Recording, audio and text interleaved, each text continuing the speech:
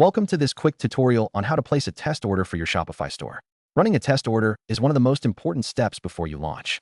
It lets you experience the entire checkout process exactly as your customers will, which helps you spot any friction, verify your payment gateway, and confirm that your order notifications are working correctly. Think of it as a full dress rehearsal for your business, where you are both the store owner and the very first customer. To begin, log into your Shopify admin dashboard and click on Settings in the bottom left corner, then select Payments. Inside the Payments section, you need to make sure your store is in test mode if you do not want to be charged real transaction fees. If you are using Shopify Payments, click the Manage button, then look for the option to enable test mode. If you use a third-party payment gateway like PayPal Express Checkout, you will need to activate its specific sandbox or test mode credentials. Without this step, you will be paying real money using your own credit card, which might work for a physical product refund, but using test mode is generally cleaner and safer. Once test mode is active, go to your storefront exactly like a shopper would. Add a product to your cart, proceed to checkout, and fill out all the required contact and shipping information.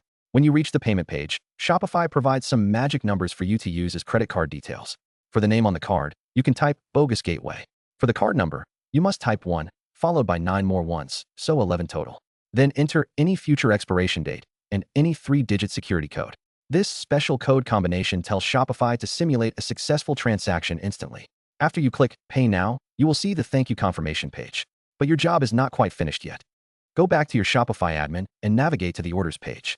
Here, you should see your test order, complete with a confirmation number and an archived status. If the order appears here but you did not receive a confirmation email, you need to check your email notifications under Settings.